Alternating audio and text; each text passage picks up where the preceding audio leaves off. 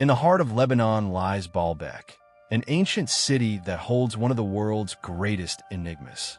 Here stand megalithic stones so massive, so impossibly carved, that even our most advanced cranes today would struggle to move them. Who placed these colossal blocks weighing over 1,000 tons? Were they the work of the Romans, as archaeologists claim? Or do they point to a civilization far older, armed with technology long forgotten? Could these stones be evidence of lost engineering knowledge, or perhaps something even more mysterious? Today, we journey deep into history, uncovering myths of gods, the power of Rome, and the breathtaking secrets of Baalbek's megaliths. By the end, you will ask yourself, was this truly built by human hands, or is the truth far stranger than we ever imagined? Deep within the fertile Beqaa Valley of Lebanon lies a city whose ruins have puzzled travelers, historians, and archaeologists for centuries. This city is Baalbek, once known as Heliopolis, the city of the sun. Today, it stands as one of the most mysterious archaeological sites in the world, not only for its monumental Roman temples, but also for the presence of colossal stone blocks that defy our modern understanding of construction. Imagine standing before stones that weigh more than 800 tons each. Picture a single carved block left unfinished in a nearby quarry, weighing over 1,000 tons, heavier than 3 Boeing 747 airplanes combined. Now ask yourself, how could ancient builders, with no cranes, no industrial machinery, and no modern engines, possibly carve, transport, and place such stones with such precision? This question forms the very heart of the Baalbek mystery. But before diving into the enigma of the stones themselves, we must first understand the setting. Baalbek has been continuously inhabited for thousands of years, making it a layered site of history. Archaeological evidence suggests that the area was settled as far back as the Neolithic period, around 9,000 years ago. Over time, it became a sacred site dedicated to local deities long before the arrival of the Romans. The city's very name, Baalbek, gives us a clue to its early religious significance. Baal was a title for gods in the Canaanite and Phoenician traditions, often associated with storms, fertility, and the heavens. Bek is thought to mean valley or town. Thus, Baalbek can be interpreted as the town of Baal or the city of the gods. Ancient myths claim that Baalbek was a dwelling place of powerful deities where gods once walked among mortals. Travelers of antiquity, from the Greeks to the Romans, recognized Baalbek as a site of unusual importance. When Alexander the Great's armies swept through the region, the city became Heliopolis, the city of the sun. For the Romans, who would later dominate this land, Baalbek became a canvas on which they built some of the grandest temples of the ancient world. Even today, the ruins of the Temple of Jupiter and the Temple of Bacchus testify to the wealth, ambition, and power of the Roman Empire. Yet, for all their engineering brilliance, even the Romans left us a puzzle they did not fully explain. The massive megalithic foundation beneath the Temple of Jupiter is unlike anything in typical Roman construction. The Romans were masters of arches, aqueducts, and monumental stonework, but the foundation at Baalbek seems to belong to another era entirely. It is here, in these lower levels of the site, where the real mystery begins. When medieval travelers first rediscovered Baalbek, they were stunned. Arab historians describe the site as the work of giants, built long before the flood. Local legends spoke of the biblical King Solomon, who supposedly commanded demons and jinn to construct Baalbek as a palace for the Queen of Sheba. In Christian traditions, Baalbek was linked with the Tower of Babel, suggesting it was built by humanity's earliest generations in defiance of God. Each culture projected its own myths onto the ruins, but all shared one common idea. Baalbek was not the work of ordinary men. Even in modern times, when explorers and archaeologists documented the site in the 19th century, they were awestruck by the sheer scale of its stones. The French scholar Ernest Renan described the megaliths as the most prodigious stones ever seen. No matter how much he tried to imagine Roman ingenuity, He admitted these blocks posed questions that seemed to reach beyond normal explanation. But what truly sets Baalbek apart from other ancient sites is the combination of historical layers. We have a Roman grandeur on top, magnificent temples that rival anything in Athens or Rome. Beneath them lies a more mysterious layer, the megalithic platform, with stones so enormous that even with today's best equipment, moving them would be a logistical nightmare. And beneath that, archaeologists have found even earlier traces of human occupation, evidence that Baalbek was sacred ground for millennia. The lost city of Baalbek is not just about giant stones. It is about continuity, how one site was revered by countless civilizations, each leaving its mark, but none erasing the aura of mystery. To walk through Baalbek today is to walk through time itself. You see Roman columns reaching skyward, fragments of Greek architecture, and beneath it all, blocks so massive that they almost mock the limits of human engineering. So who built Baalbek? Was it the Romans, expanding their empire's reach with monumental projects? Was it a forgotten civilization, lost to history, whose secrets died with them? Or was it, as legends claim, a place constructed by beings more powerful than humans, whether gods, giants, or something else entirely? As we begin this journey into Baalbek's mysteries, one truth stands out. This city cannot be understood by simple explanations. It demands that we question history, challenge assumptions, and consider possibilities both familiar and extraordinary. Baalbek is not just a ruin. It is a riddle carved in stone, standing silently in the Lebanese valley, waiting for us to uncover its truth. When we look at Baalbek today, much of what remains above the ground carries the unmistakable imprint of Rome. To the casual visitor, the soaring columns, intricate carvings, and grand staircases seem to confirm one thing. Baalbek was a Roman city, a jewel of their empire in the east. But how much of this incredible site can truly be credited to Roman engineering, and how much belongs to an earlier, forgotten chapter? The Roman story of Baalbek begins around the 1st century BCE, when the Republic and later the Empire sought to consolidate their hold over the eastern Mediterranean. To the Romans, Baalbek was more than just another provincial settlement. Located in the fertile Beqaa Valley, it commanded routes between the coast and inland Syria, between Damascus and the Mediterranean. But beyond its strategic importance, Baalbek offered something even greater, a sacred legacy that predated Rome itself. By the time Roman engineers arrived, Baalbek was already known as a holy site. The Greeks before them had called it Heliopolis, the city of the sun. They equated the local deities worshipped here with their own gods, Zeus, Aphrodite, and Dionysus. For the Romans, this association was an opportunity. By building grand temples, they could claim continuity with the divine traditions of the region while stamping their authority in stone. And what a stamp it was! The Temple of Jupiter at Baalbek became the largest religious structure in the entire Roman world. 6 massive columns of the temple still stand today, each rising 22 meters high, taller than a 7-story building, and weighing around 800 tons each with base and capital included. Archaeologists estimate that there were originally 54 columns, forming a colossal rectangle that towered over the valley. To walk among these ruins is to feel the scale of Rome's ambition, not merely to worship, but to overwhelm.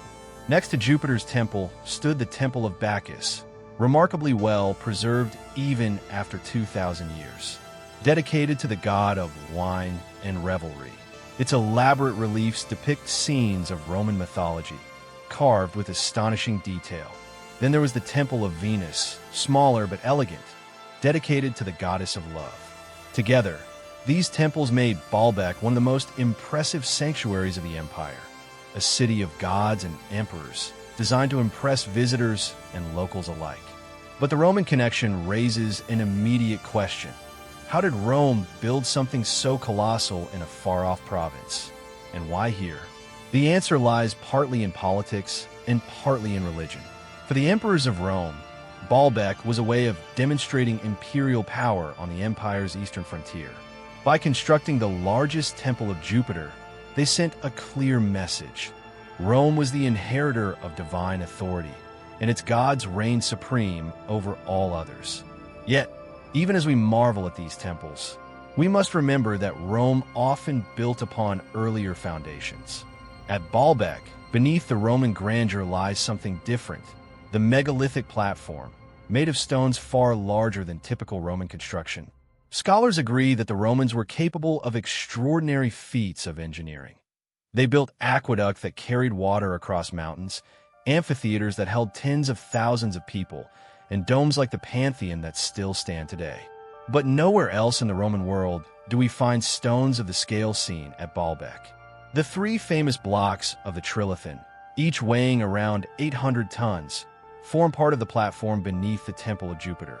Above them, the Romans raised their magnificent temple.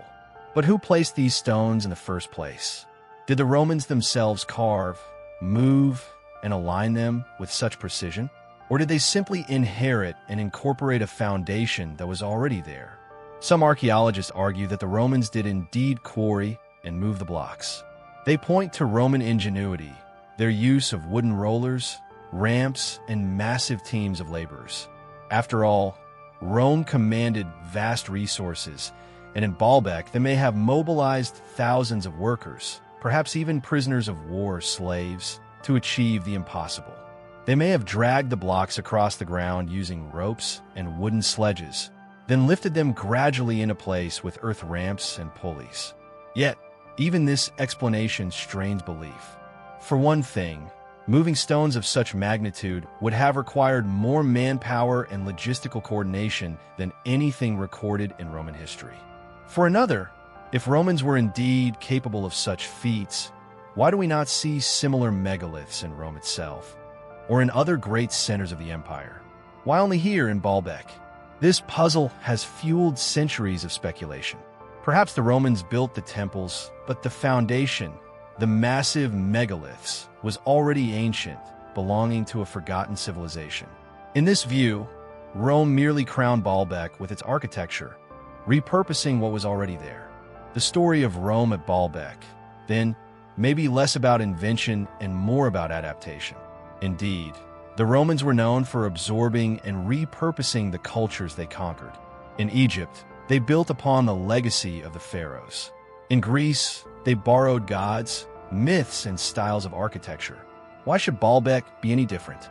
Here, perhaps, they inherited something so monumental that even they, with all their power, could not match it.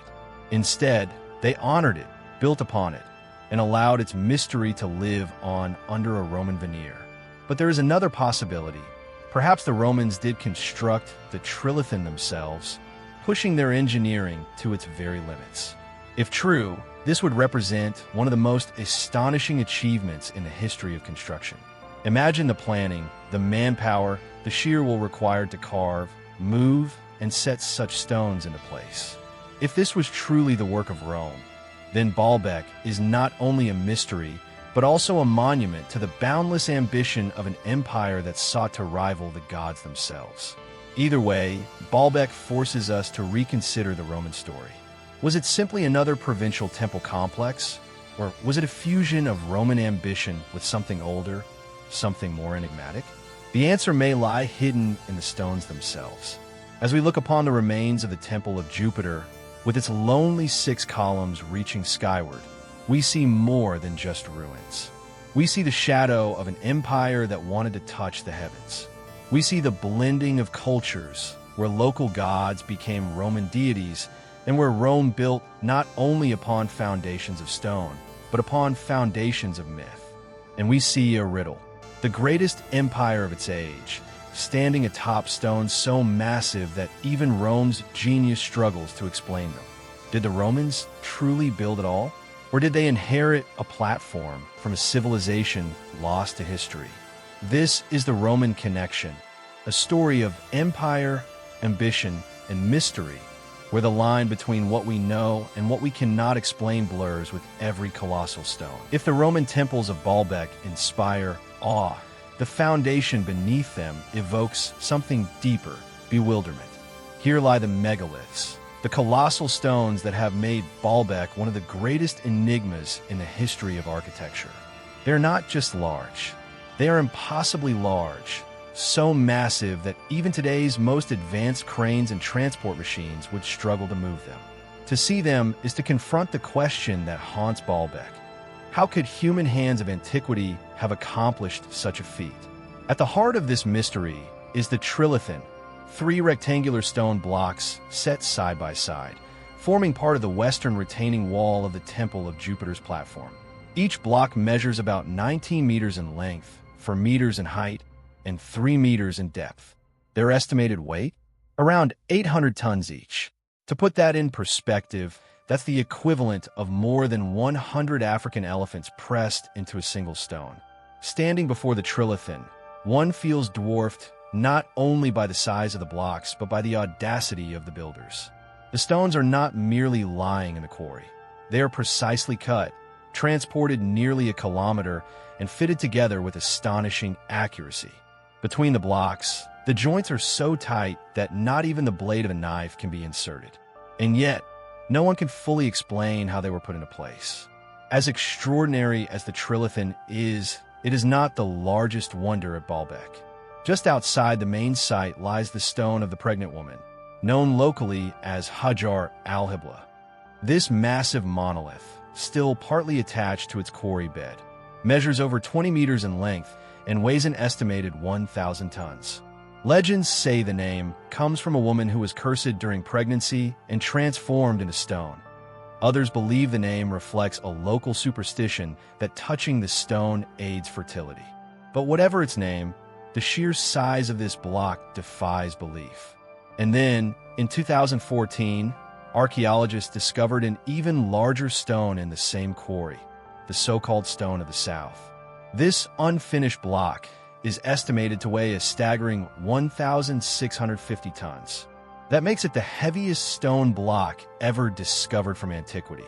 Yet it lies abandoned, never moved, as if the builders, whoever they were, reached the limit of what was possible and simply stopped. The question is obvious. Why carve stones of such colossal size in the first place? For what purpose? And how could they have been moved? Mainstream archaeology offers one possibility. The blocks may have been cut oversized to create an indestructible foundation, ensuring that the great Temple of Jupiter would stand for eternity. The Romans, or whoever carved them, may have used sledges, wooden rollers, and massive teams of men to drag the stones along prepared paths. Some theories suggest that they might have employed a system of earthen ramps, gradually raising the stones into place using pulleys and levers. But here lies the problem. The physics of moving an 800-ton stone across uneven ground without steel, engines, or modern hydraulics is nearly impossible. Even if thousands of men work together, the friction alone would make such movement nearly unmanageable. Studies show that dragging such stones would require more force than entire armies could reasonably produce. And so the mystery deepens. Did the Romans truly have a means to move these stones? If so, why do we not see similar megaliths in Rome itself? Why here, in a provincial outpost, did they attempt something on a scale they never repeated? Alternative theories abound. Some suggest that the trilithon and the quarry stones predate the Romans entirely, perhaps by thousands of years. In this view, the Romans found these massive foundations already in place and simply built their temples on top. This would explain why Baalbek's lower levels do not resemble typical Roman construction. Others propose that the blocks were never actually intended to be moved at all, that the unfinished stones in the quarry reflect ambitious but failed attempts. Perhaps ancient builders started cutting colossal blocks, only to realize the impossibility of transporting them. The trilithon, then, may represent not a success story, but the rare exception where such stones actually reach their destination. And then there are the more radical ideas. Some researchers and authors have speculated that Baalbek's megaliths were the work of a forgotten advanced civilization, lost to history, armed with technologies beyond our imagination. If true, Baalbek could be evidence that humanity's past is far stranger than conventional history admits. Others take this speculation further, suggesting that the precision and size of the stones point to extraterrestrial involvement, the so-called ancient astronaut theory. While mainstream scholars reject such claims, they persist in popular imagination, fueled by the simple fact that no clear explanation exists. Regardless of which theory one favors, the sheer presence of the stones remains undeniable. The trilithon, the stone of the pregnant woman, and the stone of the south are monuments to human ambition, or perhaps to something beyond human. They stand as silent challenges, mocking our certainty about what ancient builders could and could not do. One thing is certain: the megaliths of Baalbek are not mere curiosities. They represent a turning point in our understanding of ancient architecture. They force us to confront the limits of our knowledge, to ask questions that go beyond archaeology and into the realm of mystery. Were they symbols of power, designed to awe and inspire? Were they remnants of a technology long forgotten? Or were they, as local legends suggest, the work of giants or even gods? As we leave the quarry and return to the great platform of Baalbek, we are reminded that these stones were not scattered randomly. They were placed with purpose, aligned with the temples above, and integrated into a design that suggests both planning and mastery. To dismiss them as accidents or exaggerations is to ignore the evidence carved into the very bedrock. The giants of stone remain, weathered by time, but unyielding in their mystery. They whisper of forgotten stories, of builders whose names have been lost, and of an age when the impossible was somehow achieved. Whether by Roman hands, an older civilization, or something else entirely, the megaliths of Baalbek continue to stand, not as ruins, but as riddles. And so, as we move deeper into the mystery of Baalbek, one truth becomes clear. The stones themselves are not just artifacts. They're questions carved in silence, awaiting answers that may never fully come. The megaliths of Baalbek leave us with one unavoidable question: how were they moved? Archaeologists, engineers, and dreamers alike have struggled with this puzzle for centuries. Standing before stones weighing hundreds, even thousands of tons, the human mind instinctively asks, what tools, what methods, what knowledge could possibly have allowed such feats in antiquity? To explore this, we must first understand what techniques the ancients did have at their disposal. The Romans, in particular, were no strangers to engineering marvels. They built aqueducts stretching across valleys, roads that remain intact after 2 millennia, and bridges that defied rivers and mountains. Their use of cranes, pulleys, and counterweights revolutionized construction across the empire. The Roman crane, known as the polysbastos, could lift an estimated 3 to 5 tons using a system of pulleys and manpower. With modifications, larger cranes might have handled up to 20 tons, impressive for the time, but a fraction of what was required at Baalbek. Even by combining multiple cranes, moving an 800-ton block would have been beyond reach. So how? Then, were the trilithon blocks and the unfinished quarry stones intended to be moved? Some archaeologists propose that the ancients relied less on lifting and more on dragging. Using wooden sledges and ropes, teams of men or oxen might have hauled the stones over prepared tracks. By laying logs underneath, they could roll the stones forward, shifting the logs from back to front in a continuous cycle. It is a method that has been theorized for the transport of the Egyptian pyramids. But the physics here present staggering obstacles. A block weighing 800 tons would generate immense friction, requiring thousands of men pulling in unison, far more than the population of Baalbek could have supplied. The ground, too, would sink and shift under such weight, demanding reinforced paths or ramps. Even if they managed to drag the stones, how could they then raise them several meters into position with such precision? Other theories suggest the use of earthen ramps. By piling soil and stone, workers could create a gradual slope, dragging the blocks up to the required height. Once in place, the ramps would be dismantled. This technique was employed in Egypt, where massive stone blocks were raised to construct pyramids. Could the Romans, or whoever built Baalbek, have employed the same principle? Perhaps. But again, the size of the blocks in Baalbek dwarfs those of Egypt. The ramps would have needed to be enormous, stretching hundreds of meters, requiring resources and manpower on a nearly unimaginable scale. Some researchers point to the possibility of lubrication techniques, that workers poured water, oil, or even clay on the tracks to reduce friction. Others suggest that round wooden rollers were placed beneath the blocks. Yet here too we find problems. To support 800 or 1,000 tons, wooden rollers would likely have shattered under the crushing weight. The stress on ropes and sledges would have been extreme, causing them to snap. And still, no archaeological evidence of such ramps or rollers has ever been found at Baalbek. One intriguing idea is that the blocks were not moved at all, but rather carved directly from bedrock in their present positions. In this scenario, the trilithon and other megaliths were never transported across distance, but cut and shaped in situ, forming the platform itself. While this may explain their presence, it leaves us with the even greater puzzle of the unfinished stones in the quarry. Clearly, the builders intended to move them. The question remains, how? Experimental archaeology has attempted to test these theories. Teams of modern researchers have tried to move large stones using only ancient methods. In one case, a 40-ton block was successfully transported by hundreds of men using ropes, rollers, and sledges. But remember, 40 tons is only a fraction of Baalbek stones. To scale that up to 800 or 1,000 tons multiplies the difficulty beyond reason. So, if conventional methods seem insufficient, are we forced to consider alternatives? Some engineers speculate about the use of advanced but lost technologies, perhaps machines made of wood and metal that amplified human effort far beyond what we imagine.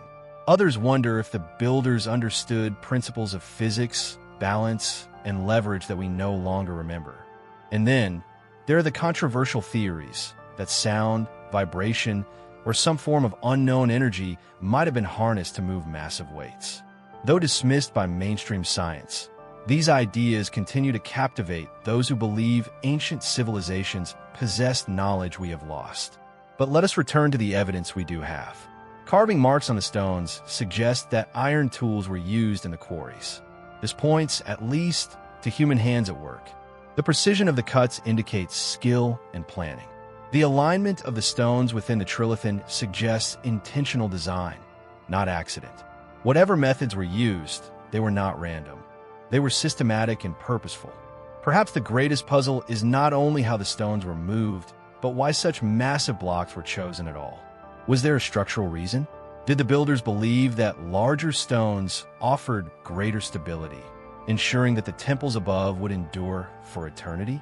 Or was there a symbolic motive, an attempt to demonstrate power and mastery by accomplishing the seemingly impossible? The answer may lie in the psychology of monument building.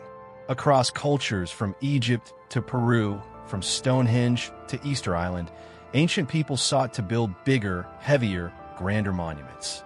Perhaps the builders of Baalbek were driven by the same impulse, to impress, to awe, to connect with the divine through sheer scale. In their minds, moving mountains was proof of devotion, strength, and legitimacy. And yet, as we stand before the megaliths today, that explanation feels incomplete. For no other ancient site on Earth contains stones quite like these. The trilithon and the quarry monoliths are unique in size and execution. If it was simply a matter of faith or ambition, why did no other civilization, not even Rome itself, attempt the same? The puzzle remains unsolved. Were ramps and rollers enough? Did ancient engineers harness techniques we have forgotten? Or is Baalbek evidence of something far more mysterious, something that challenges our understanding of history itself? The ancient engineering puzzle of Baalbek is not just about stones. It is about the limits of human ingenuity, the reach of ambition, and the possibility that our past holds secrets we have yet to rediscover. And so, we are left with a tantalizing truth. The stones stand, the platform endures, but the methods remain hidden. Until we solve this riddle, Baalbek will continue to whisper across the centuries, asking us not only how it was built, but who, or what truly built it. When facts fall short, Myths rise to fill the void. For centuries, the colossal stones of Baalbek have not only puzzled engineers and archaeologists, they have also inspired a tapestry of legends. To walk among these ruins is not only to encounter Roman columns and megalithic blocks. It is to step into a world of stories where gods, demons, and giants shaped stone as effortlessly as clay. The name itself hints at this mythical heritage. Baalbek, the city of Baal. To the Canaanites and Phoenicians, Baal was no ordinary god. He was a storm bringer, a fertility deity, a ruler of the skies who wielded thunder as his weapon. According to some interpretations, Baalbek was his seat of power, a sacred valley where heaven touched the earth. In such a place, the impossible seemed possible, and colossal stones were fitting tributes to divine beings. As centuries passed, the myths evolved. In Jewish and Christian traditions, Baalbek became associated with the most ancient of biblical tales. Some medieval scholars believed it was here, in the Beqaa Valley, that Cain, the son of Adam, fled after murdering his brother Abel. In penance or defiance, Cain is said to have built Baalbek, laying the massive stones with the help of his descendants. If true, Baalbek would not only predate Rome or Greece, but trace its origins back to the dawn of humanity itself. Other stories link Baalbek with the legendary Tower of Babel. According to these traditions, the Megaliths were part of mankind's first attempt to reach the heavens, a defiance that angered God and led to the confusion of languages. When the tower fell, some claimed Baalbek remained as a haunting reminder of human ambition and divine punishment. Islamic folklore, too, wrapped Baalbek in myth. In Arabic tales, the city was built by the command of King Solomon, the wise ruler of Israel famed for his dominion over spirits and jinn. With his magical ring, Solomon summoned supernatural beings to cut, move, and place the stones, constructing Baalbek as a palace for his beloved, the Queen of Sheba. The unfinished stones in the quarry, some legends say, were left behind when Solomon died, and the spirits were released from their servitude. To this day, local guides whisper that the megaliths bear the fingerprints of jinn, etched in a stone by hands not of this world. And then there are the stories of giants. Many medieval Arab historians wrote that Baalbek was built in the age of giants, long before the Great Flood. The massive stones, they argued, were proof.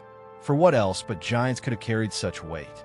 In this telling, Baalbek was a citadel of a lost race, a people whose size and strength dwarfed our own, leaving behind only these megalithic monuments as their legacy. The myths are not limited to the Middle East. European travelers of the Renaissance, upon seeing Baalbek for the first time, were struck not only by the ruins but by the aura of mystery. Some claimed the site was the work of the Titans, the primordial giants of Greek mythology who once waged war against the gods of Olympus. Others saw echoes of Roman legends, imagining that the mighty Hercules himself might have had a hand in such colossal labor. These stories reveal something important. They show us how human imagination grapples with the inexplicable. When confronted with stones too large to move, cultures across time turn to the supernatural. Gods, giants, demons, and heroes all were summoned to explain what human engineering could not.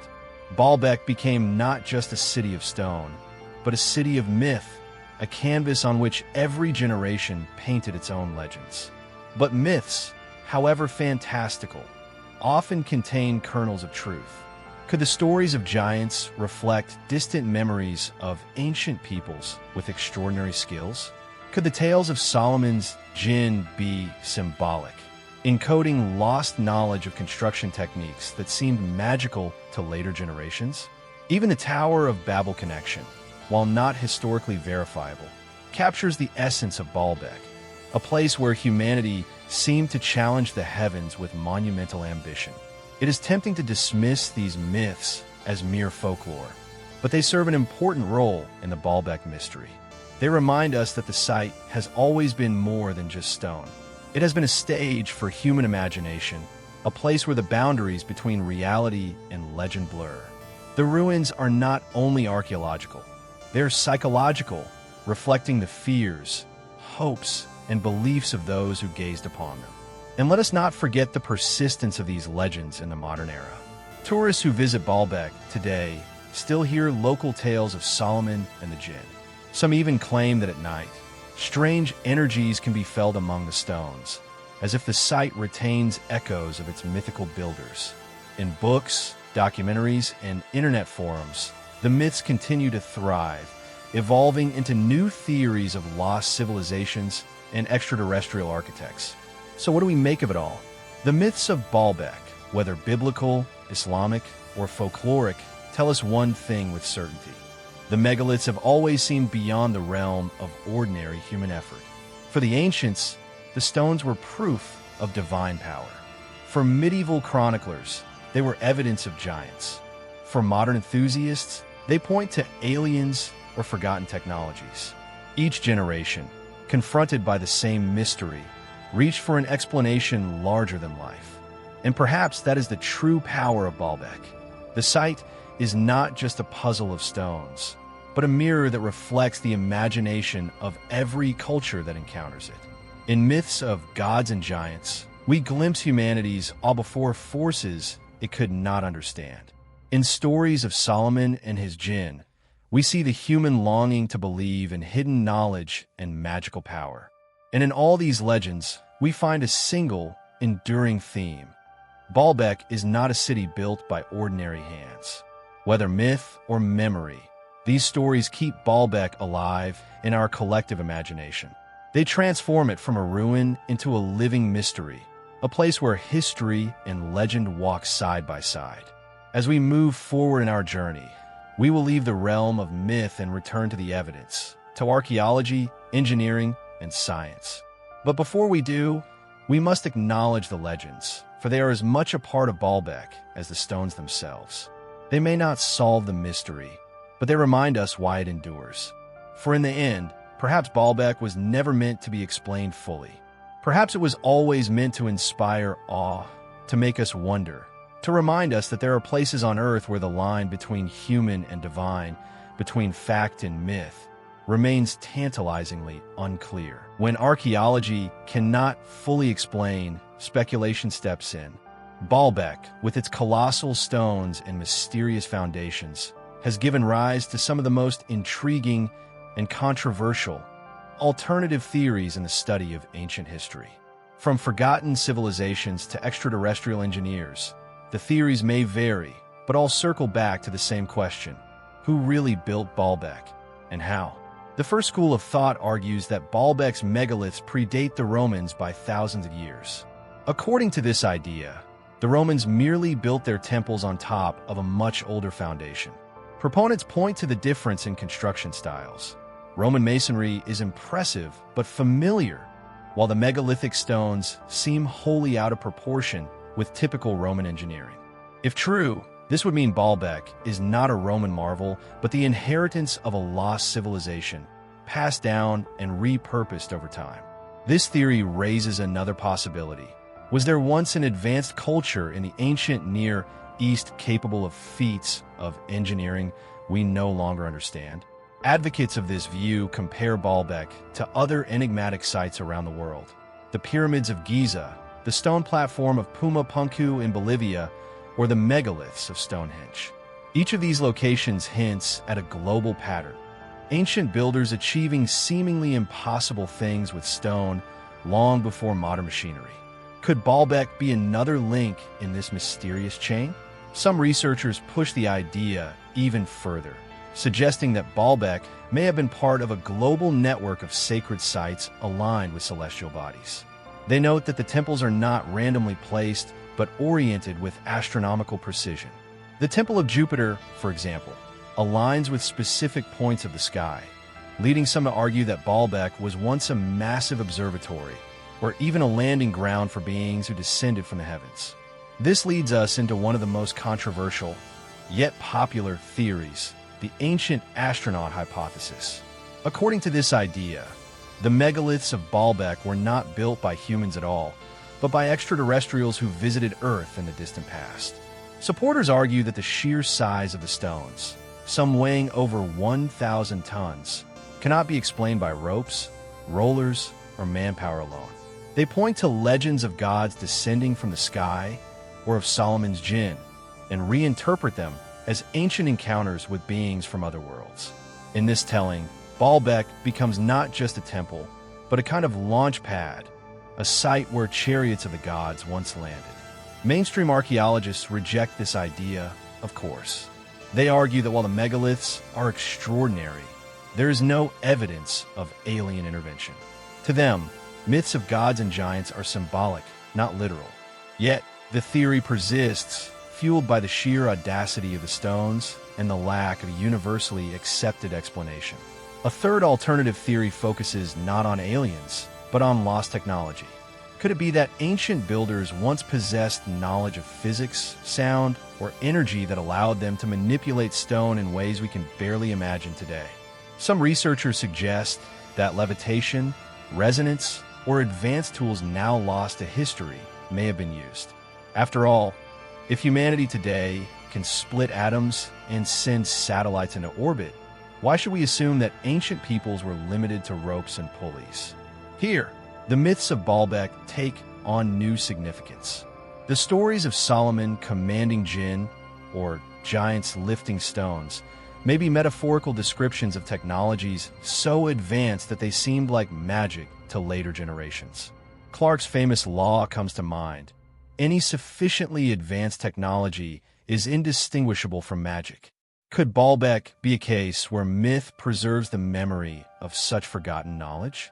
Another theory looks at Baalbek's geographic location. Situated in the fertile Beqaa Valley, the site lies on ancient trade routes connecting Mesopotamia, Egypt, and the Mediterranean. Some believe this made Baalbek a strategic hub, not just for commerce, but for energy. According to fringe researchers, megalithic sites around the world form a network of power points, places where the Earth's natural energies can be harnessed. Baalbek, they argue, may have been one such node, its colossal stones acting like conductors for forces we no longer measure or understand.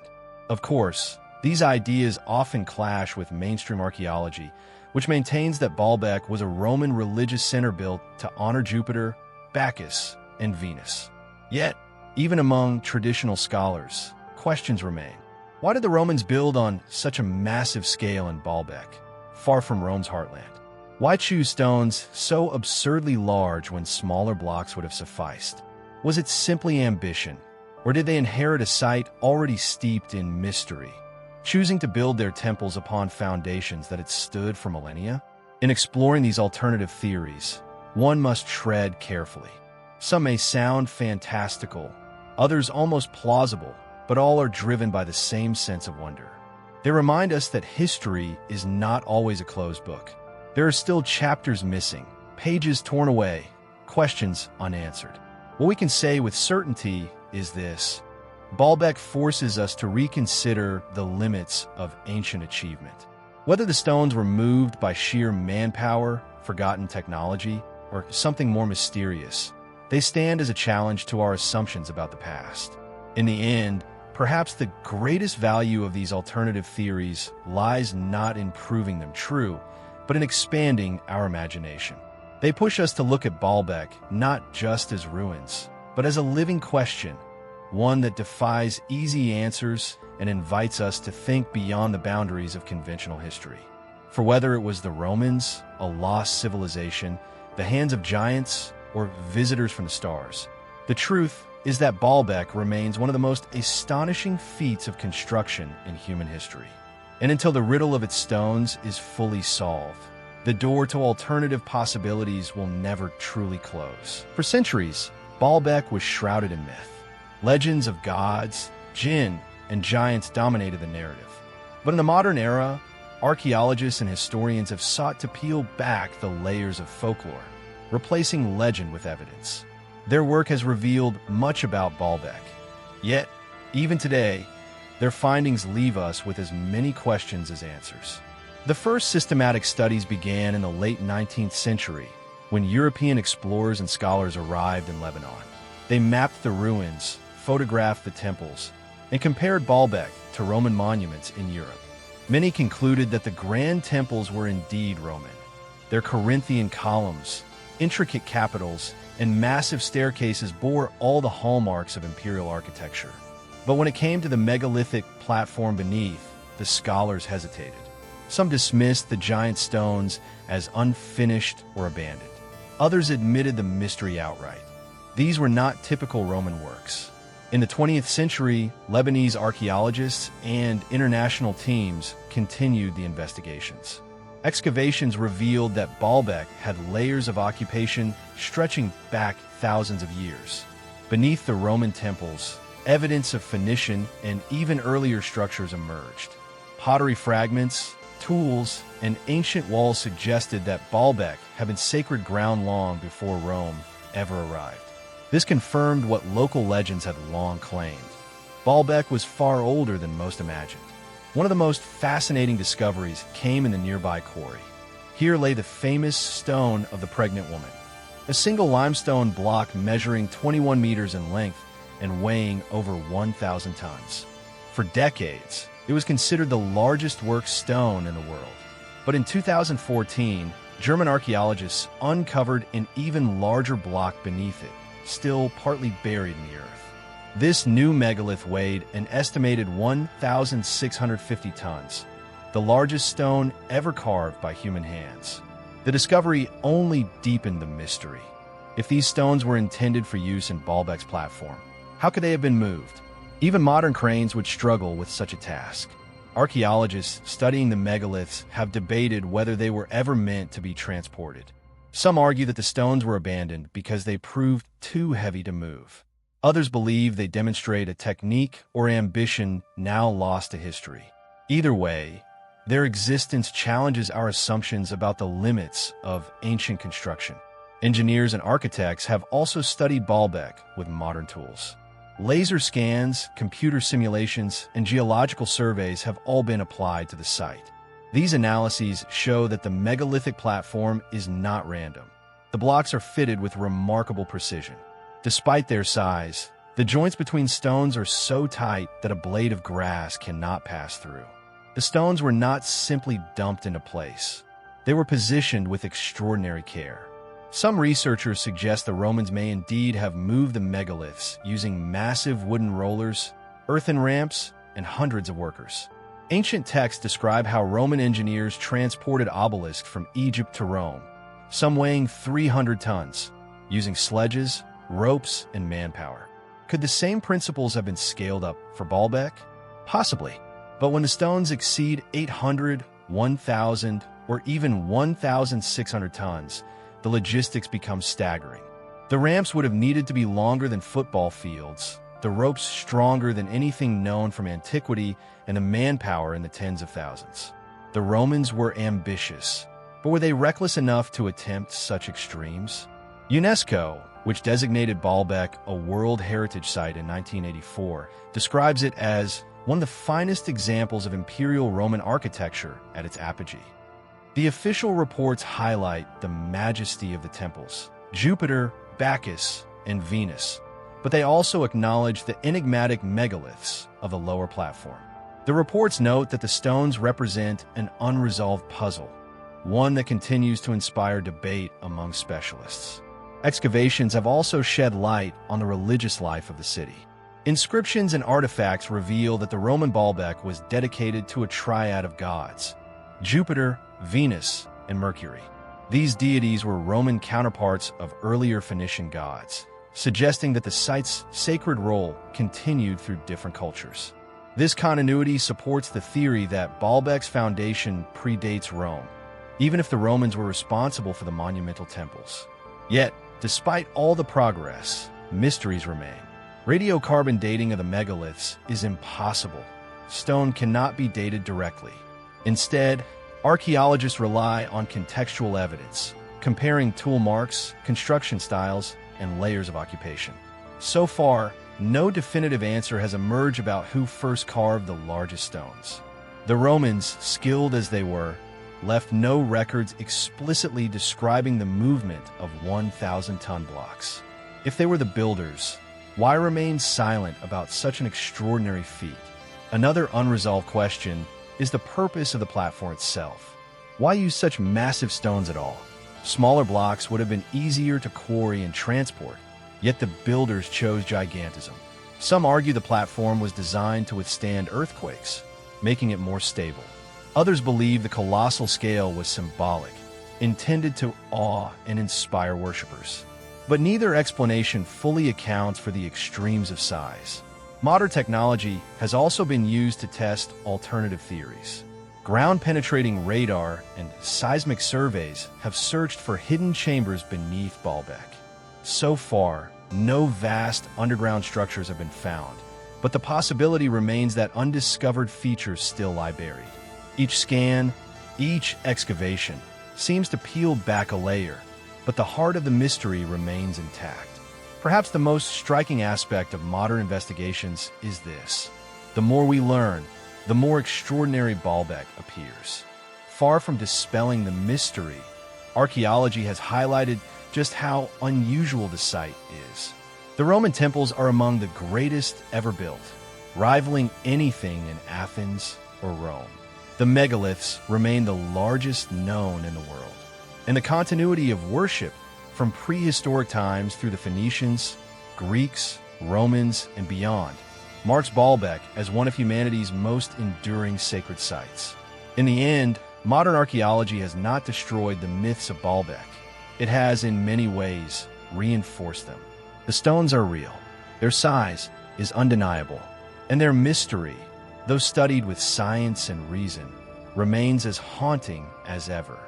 Baalbek teaches us that history is not a solved puzzle, but a living dialogue. Between legend and fact, between myth and science, the truth lies somewhere in between. The work of archaeologists is not to erase the wonder, but to frame it within what evidence can show us. And at Baalbek, the evidence points to a truth as astonishing as any legend: that ancient peoples, whether Roman or otherwise, achieved feats of construction that still defy full explanation. So as we walk away from the trenches of archaeology and the scans of engineers, one fact remains: Baalbek refuses to give up all its secrets. For every answer, another question arises. And in that endless cycle of mystery, Baalbek continues to live as a monument not just of stone, but of human curiosity itself. Baalbek's megaliths are not alone. Across the globe, scattered on every continent, stand monuments that defy easy explanation. Giant stones, precise carvings, and impossible constructions. They echo the same question: how did ancient people move and shape stone on such a colossal scale? By comparing Baalbek with other megalithic sites, we begin to see a pattern emerge, a pattern that may hold the key to humanity's deepest architectural mysteries. Let us begin with the pyramids of Giza in Egypt. Built more than 4,000 years ago, the Great Pyramid contains over 2 million limestone blocks, each weighing between 2 and 30 tons. Some granite blocks in the King's Chamber weigh as much as 80 tons. While smaller than Baalbek's megaliths, their sheer number and precise alignment astonish engineers. The pyramids were constructed with such mathematical accuracy that even today, they're aligned almost perfectly to true north. Scholars attribute this to the organizational power of the pharaohs and the ingenuity of Egyptian engineers. Yet, as with Baalbek, questions linger. Why such massive stones when smaller ones would suffice? Was it purely ambition or something more? Travel west to Stonehenge in England, and the mystery deepens. The iconic circle of standing stones, dating back nearly 5,000 years, includes sarsens weighing up to 40 tons each. Archaeologists believe they were dragged nearly 30 kilometers from their quarry, and the smaller bluestones were transported from Wales, more than 200 kilometers away. For Neolithic society without wheels or metal tools, such feats seem staggering. Stonehenge, like Baalbek, also carries an astronomical dimension. Its stones align with the solstices, suggesting a fusion of engineering and cosmic knowledge. Across the Atlantic in Peru, the fortress of Sacsayhuaman near Cusco displays walls of massive stone blocks, some weighing over 200 tons. These stones are not only immense, but fitted together with such precision that no mortar was needed. The blocks interlock like puzzle pieces, their angles so exact that they have withstood centuries of earthquakes. As at Baalbek, legends of giants and gods surround the site. The Inca themselves claimed the fortress was built by an earlier, more powerful race. Nearby lies Pumapunku, part of the ancient city of Tiwanaku in Bolivia. Here, enormous stone slabs, some over 100 tons, lie scattered as if tossed aside by a cataclysm. The precision of the cuts is astonishing. Right angles so sharp they could rival modern machine tools.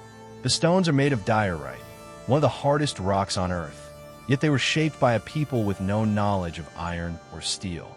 Like Baalbek, Pumapunku has become a touchstone for alternative theories, from lost civilizations to extraterrestrial builders.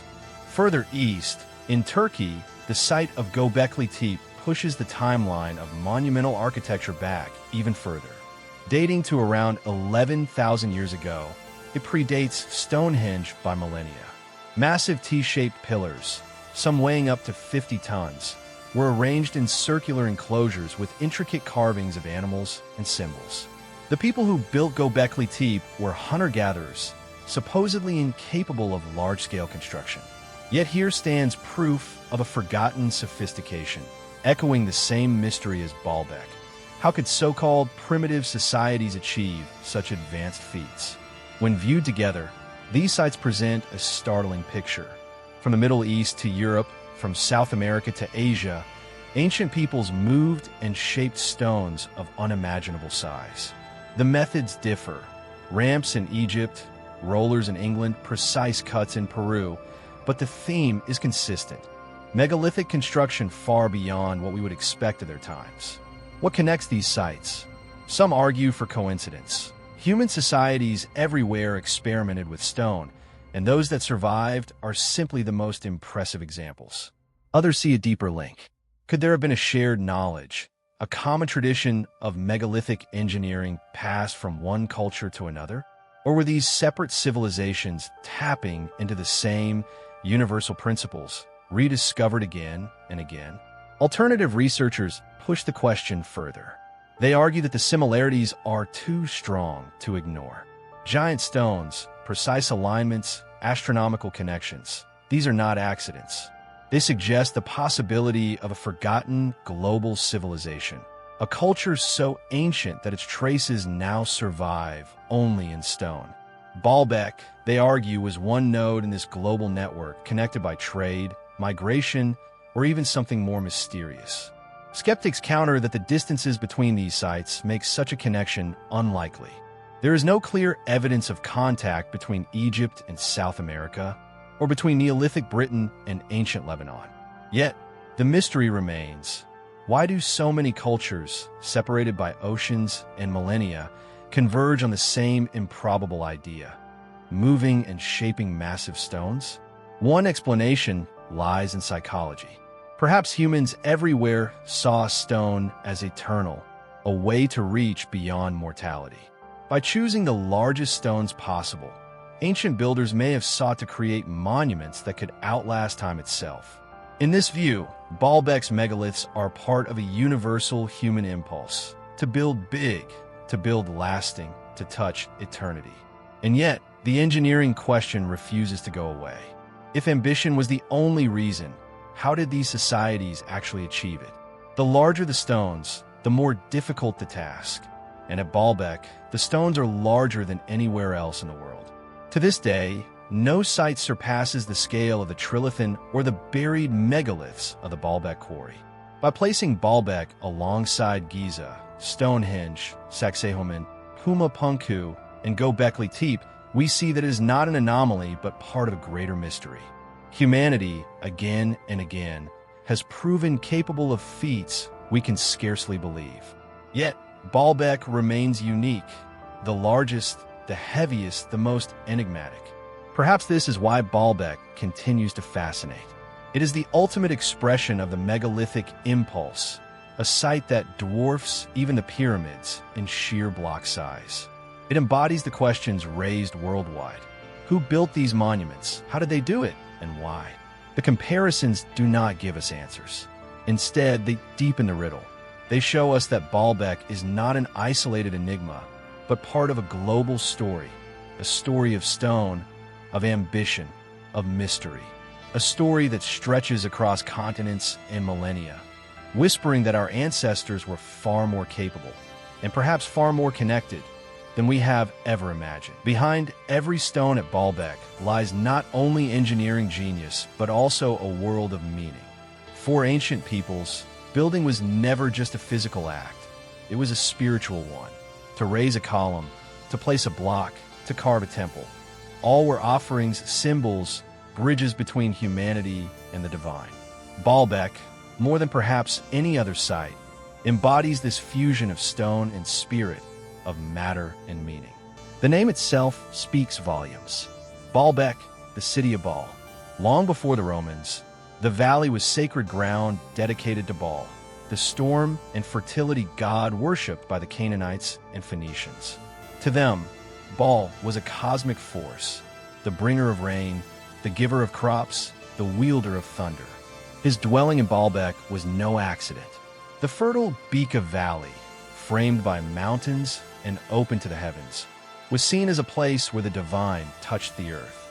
Every stone laid here echoed that belief, that Baalbek was not merely a city, but a cosmic temple. When the Greeks arrived, they reinterpreted the site through their own lens. They saw in Baal echoes of Zeus, their mighty sky god, and Heliopolis, city of the sun, became its new name. The sun, eternal and powerful, rose and set across this valley, its light striking the stones, casting shadows that seemed to breathe with sacred presence. The city was not just a place of worship, but a cosmic calendar, a reminder that the heavens ruled over the earth. The Romans carried this symbolism even further. They did not erase Baalbek's sacred past. They absorbed it. Here, they built one of the most magnificent temple complexes of their empire, dedicated to a divine triad, Jupiter, Venus, and Mercury. Jupiter, king of the gods, embodied the power of the heavens. Venus, goddess of love and fertility, represented beauty, creation, and life. Mercury, the messenger, was the link between worlds, between gods and humans, spirit and matter. Together, they symbolized a cosmic order, a harmony of forces ruling both nature and humanity. The Temple of Jupiter, the largest in the Roman world, was designed to awe. Its columns, rising nearly 70 feet into the sky, were not just architectural feats, but symbolic ladders, connecting the earthbound worshiper with the celestial realm. Each massive stone in its foundation was more than a block of limestone. It was a fragment of the cosmos, anchoring the temple as the axis mundi, the world's center where heaven and earth met. Even the megaliths themselves may have carried symbolic weight. Why build with stones weighing hundreds of tons, far beyond practical need? Perhaps gigantism was intentional, an attempt to mirror divine power, to create a monument that would not merely honor the gods but embody their eternal strength. The megaliths, unmovable and indestructible, symbolized eternity itself. And yet, symbolism was not confined to scale. Astronomy, too, played a role. Scholars have noted alignments between Baalbek's temples and celestial patterns. The rising sun, the movements of stars, and the cycles of seasons may all have been encoded into its design. To worship at Baalbek was to stand at the intersection of earth and sky, to participate in a cosmic rhythm that bound the human soul to the order of the universe. The myths surrounding Baalbek also reflect this spiritual dimension. Stories of Solomon's djinn, of giants, of gods descending from the heavens. These are not only tales of construction, but metaphors for the sacred. They speak of a place where the boundary between the human and the divine was thin, where power flowed directly from other realms. To the believer, Baalbek was not merely built by hands of flesh, but infused with forces beyond comprehension. Even in its decline, Baalbek retained symbolic meaning. As Christianity spread across the Roman Empire, the temples were converted or destroyed, yet the site remained charged with sacred energy. Later, under Islamic rule, the ruins were reinterpreted through new myths and traditions, woven into the fabric of Islamic folklore. In every era, Baalbek absorbed new layers of symbolism, never losing its aura of sanctity. For the modern visitor, symbolism still lingers. To stand among the ruins is to feel dwarfed, humbled, awed. The scale speaks not only of human ambition, but of humanity's eternal quest for connection with gods, with the cosmos, with something greater than ourselves. Baalbek whispers that architecture is not just stone. It is meaning made visible, belief carved into the earth. Some researchers go further, suggesting that the symbolism encoded in Baalbek points to universal truths. The triads of gods, the solar alignments, the use of colossal stone, all may be part of a global language of the sacred. From Egypt to Peru, from Stonehenge to Baalbek, monuments speak the same message. Humanity reaching for eternity, inscribing its faith in stone. In this sense, Baalbek is not just an archaeological site. It is a spiritual text, a message across time. Each block, each column, each legend is a verse in a poem about humanity's longing for transcendence. The engineering may astonish us, the myths may amuse us, but the symbolism unites us. It tells us that across cultures and centuries, people have always sought meaning beyond survival. They have sought to embody the eternal in the material, to make the invisible visible. And perhaps this is why Baalbek continues to haunt us. Its stones are silent, yet they speak. They tell us that meaning lies not only in what we can explain, but also in what remains mysterious. They remind us that even in the age of science, the human heart longs for symbols, for stories, for places that connect us to the infinite. So, when we ask what Baalbek symbolizes, the answer is both simple and profound. It is a symbol of power, of divinity, of eternity. It is a monument to the gods of the past and to the human spirit that created them. It is a reminder that we, too, are part of a greater cosmos, bound to the rhythms of sun and sky. Baalbek, in its symbolism, is not merely a ruin. It is a mirror reflecting the hopes, fears, and faith of every civilization that touched it. And in that reflection, we see ourselves. The sun sets over the Beqaa Valley. Its golden light spills across the colossal stones of Baalbek, bathing them in fire before the shadows of night reclaim the ruins. The columns rise like sentinels, silent yet eternal, their tops lost against the fading sky. For nearly 2,000 years, they have watched empires rise and fall, believers pray and depart, myths blossom and fade. And yet, they remain vast, immovable, enigmatic. What truly is Baalbek? Is it a Roman temple, built as a tribute to gods long gone? Is it the legacy of a forgotten civilization, whose secrets are buried beneath time's dust? Or is it something more, a message in stone, a monument not to the past, but to eternity itself? We have journeyed through its history. We have seen the Roman ambition that raised Jupiter's columns skyward, the Phoenician devotion that first sanctified the valley, the myths of giants and jinn that kept its mystery alive. We have followed the footsteps of archaeologists and engineers who measure, calculate, and hypothesize, and yet confess that questions remain unanswered. We have listened to alternative voices who dare to imagine lost technologies, cosmic alignments, even visitors from other worlds. But no matter which theory we choose, one truth remains. Baalbek is beyond ordinary comprehension. Its stones defy logic. Its scale mocks reason. Its endurance humbles time itself. Perhaps that is why Baalbek continues to captivate us. It is not just a ruin, it is a riddle. It stands as proof that humanity has always reached for something greater, for gods, for knowledge, for the eternal. The megaliths, weighing hundreds of tons, are not just blocks of limestone. They're symbols of human audacity. They tell us that ancient builders dared the impossible, and in daring, they touched the divine. Even today, Baalbek remains a place of pilgrimage, not only for tourists and scholars, but for dreamers, seekers, believers. To walk among its stones is to feel both small and infinite. The columns tower above us, yet in their shadow we are reminded of our own potential, the power to create, to endure, to seek meaning beyond survival. And so the mystery endures. Who built Baalbek's megalithic foundation? How were the massive stones moved? Why was such unimaginable effort poured into this valley? We may never know the answers with certainty. Perhaps the stones will keep their silence forever. But maybe that is the point. Baalbek is not only a monument to what we know, but to what we cannot know. It teaches us that history is not a straight line of facts, but a vast ocean of stories, some told, some forgotten, some whispered only in myth. It reminds us that the past is not closed. It still breathes through its mysteries. As darkness falls and the stars appear over Baalbek, we are left with the same questions that generations before us have asked. Were these temples built for gods, for men, or for something beyond either? Were they observatories of the heavens, fortresses of faith, or landing grounds for beings from the stars? We do not know. Perhaps we never will. And yet, in that uncertainty lies the true power of Baalbek. For mystery is not a failure of knowledge.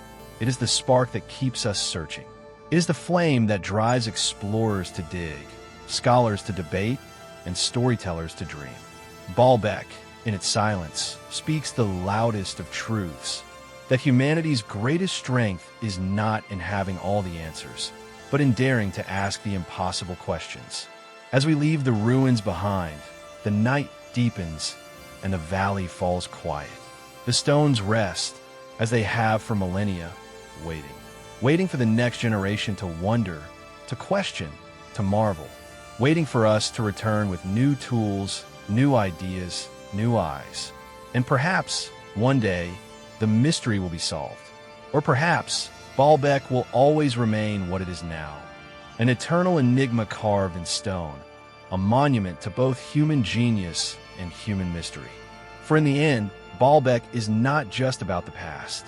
It is about us, our endless search for meaning, our longing to touch the divine, our refusal to accept the limits of what seems possible. It is a mirror in which we see our greatest achievements, our deepest mysteries, and our eternal questions. The greatest mystery of Baalbek is not in its stones, but in ourselves.